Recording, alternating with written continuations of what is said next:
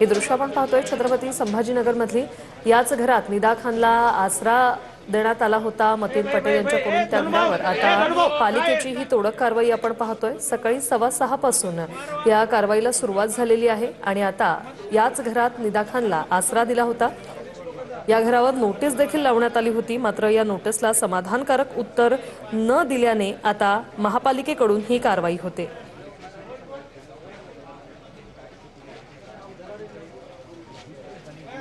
पालिकेकडून ही कारवाई सध्या छत्रपती संभाजीनगरमध्ये केली जाते। मतीन पटेल याच्या घरावर ही कारवाई।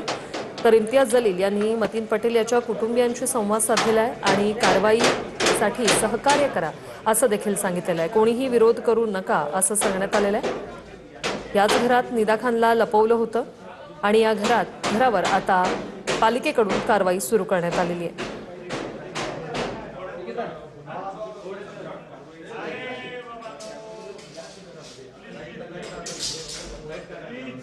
नाशिक टीसीएस धर्मांतरण प्रकरणात मुख्य सूत्रधार निदा खान हिला आश्रय दिल्याप्रकरणी मतीन पटेल याच्या घरावर आता ही बुलडोझर कारवाई।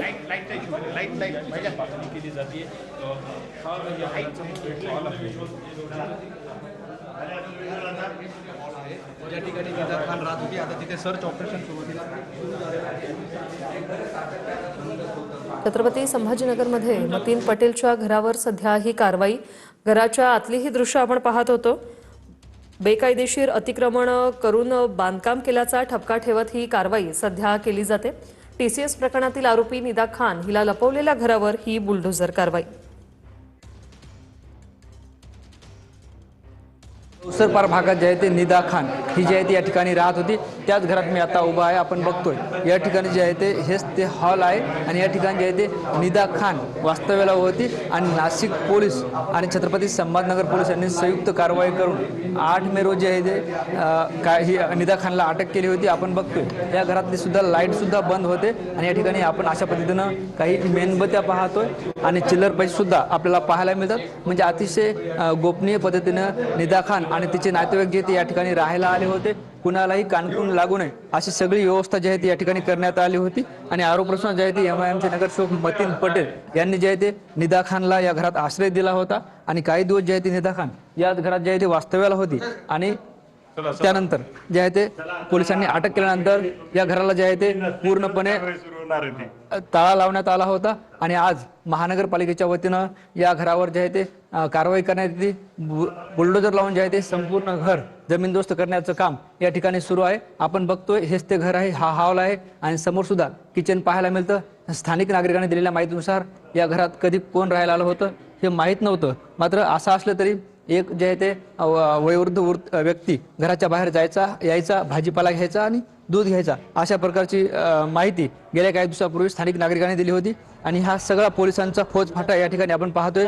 महानगरपालिकेचं पथक या ठिकाणी पाहतोय आणि जेसीबीच्या सहाय्यानं बुलडोजरच्या सहाय्यानं हे संपूर्ण जे आहे ते एक मजली घर आता जमीनदोस्त करण्याचं काम हाती घेण्यात आलं आहे आणि मिळालेल्या माहितीनुसार एमआयएमचे नगरसेवक मतीन पटेल यांनी जे आहे ते हे गेल्या काही दिवसापूर्वी घर विकत घेतलं होतं। मात्र कागदपत्र जे आहे ते मूळ मालकाच्या नावावरच घर असल्याची सुद्धा माहिती मिळते। मात्र असं असलं तरी निदा खान 5 ते 6 दिवस त्याचे आई वडील भाऊ आणि मावशीसोबत या ठिकाणी वास्तव्याला होती। नारेगाव परिसरातील हे शेवटचं घर म्हणता येईल आणि इकडे या ठिकाणी जे आहे ते फारशी वस्ती सुद्धा आपल्याला पाहायला मिळत नाही आणि कोणाच्याही लक्षात येऊ नये अशा पद्धतीने जे आहे ते हे घर या ठिकाणी निदा खान याने निवडलं होतं आणि निदा खान जे आहे ते फरार असताना याच घरात लपून बसली होती। मात्र पोलिसांनी जे ते कारवाई करून तिला अटक केलं होतं। आपण बघतोय हेच ते घर आहे ज्या ठिकाणी निदा खान वास्तव्याला होती आणि इथूनच पोलिसांनी निदा खानला अटक केलं होतं आणि आता महानगरपालिकेच्या पथकाच्या वतीनं हे सगळं जे घर जे आहे ते जमीन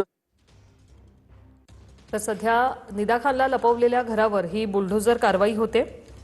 या दरम्यान तोडक कारवाईवेळी मोठा पोलिसांचा बंदोबस्त देखील या ठिकाणी आपण पाहतोय। 1 डीसीपी 2 एसपी 11 पीआय 15 पीएसआय असा मोठा बंदोबस्त या ठिकाणी आपण पाहतोय। टीसीएस धर्मांतर आणि अत्याचार प्रकरणात निदा खान ही आरोपी आहे आणि एमआयएम नगरसेवक मतीन पटेल याने तिला आसरा दिल्यामुळे सध्या या घरावर बुलडोझर कारवाई होते।